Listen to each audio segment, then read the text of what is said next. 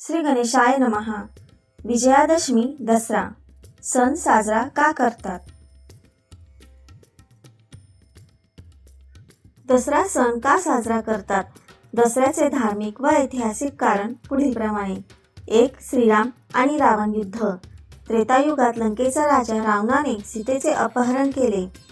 श्रीराम, लक्ष्मण, हनुमान आणि वानरसेनेच्या मदतीने लंकेवर चाल करून गेले. 10 दिवस भीषण युद्ध झाल्यानंतर 10व्या दिवशी म्हणजेच आश्विन शुद्ध दशमीला श्रीरामांनी रावणाचा वध केला.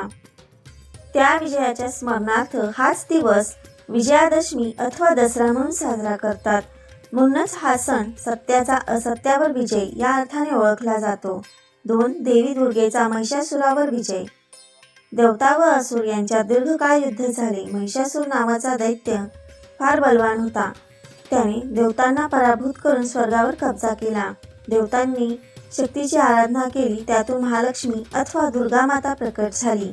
नवरात्री चाललेल्या युद्धानंतर दशमीच्या दिवशी दुर्गा मातेनं महिषासुराचा वध केला. त्या दिवसाला देखील विजयादशमी म्हणतात.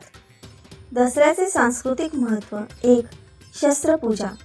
पूर्वी राजे महाराजे या दिवशी शस्त्रांची पूजा करून नवीन युद्धयात्रा किंवा मोहीम सुरू करत. आज लोक आपापल्या कामाच्या साधनांची पूजा करतात. उदाहरणार्थ शेतकरी नांगर, व्यापारी तिजोरी, विद्यार्थी पुस्तके. 2. आयुध पूजा. धातूची साधने, वाहनं, यंत्रे यांची साफसफाई करून सजावट केली जाते. 3. सोने अथवा सोन्याची पाने म्हणजेच आपट्याची पाने. या दिवशी आपट्याच्या झाडाची पाने सोने म्हणून देवाणघेवाण करतात. यामागे संदेश असा की समृद्धी, ऐश्वर्य व सौहार्द वाढावे.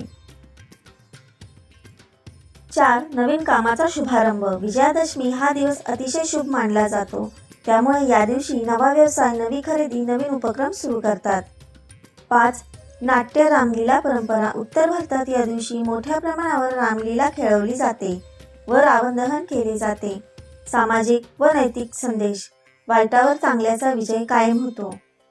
दुष्ट प्रवृत्ती कितीही बलवान असली तरी शेवटी ती नष्ट होते. जीवनात धैर्य, संयम, धर्म व सत्य यांचा स्वीकार केला तर विजय नक्की मिळतो.